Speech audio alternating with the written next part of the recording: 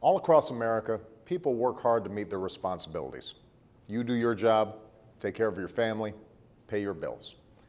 Sometimes, particularly in tough times like these, you have to make hard choices about where to spend and where to save.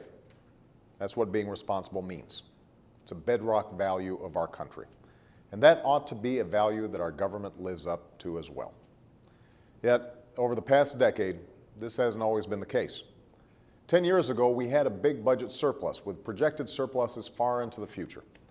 10 years later, those surpluses are gone.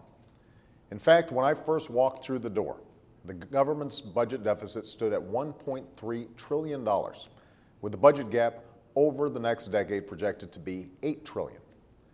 And partly the recession's to blame. With millions of people out of work and millions of families facing hardship, folks are paying less in taxes while seeking more services, like unemployment benefits. Rising healthcare costs are also to blame. Each year, more and more tax dollars are devoted to Medicare and Medicaid.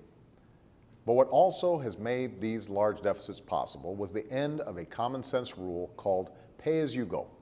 It's pretty simple. It says to Congress, you have to pay as you go.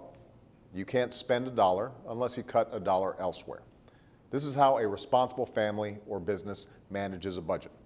This is how a responsible government manages a budget as well.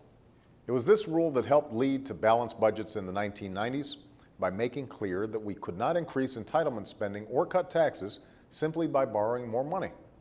And it was the abandonment of this rule that allowed the previous administration and previous Congresses to pass massive tax cuts for the wealthy and create an expensive new drug program without paying for any of it.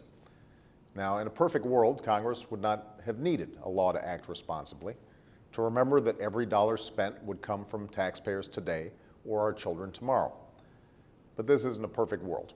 This is Washington.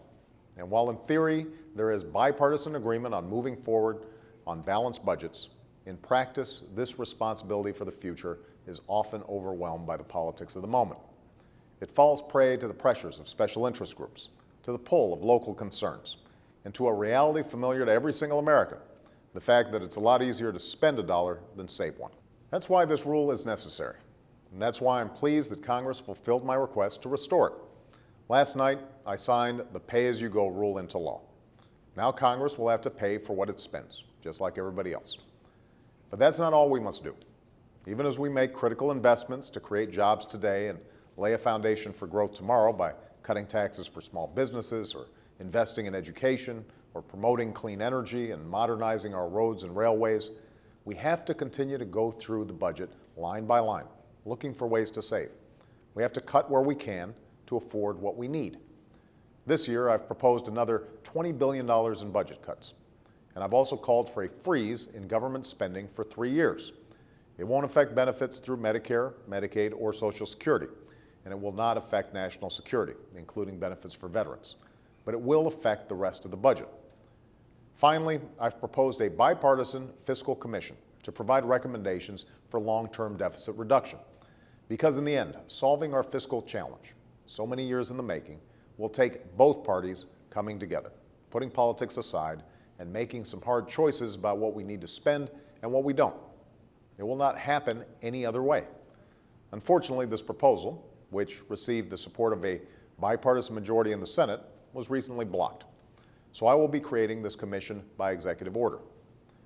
After a decade of profligacy, the American people are tired of politicians who talk the talk, but don't walk the walk when it comes to fiscal responsibility.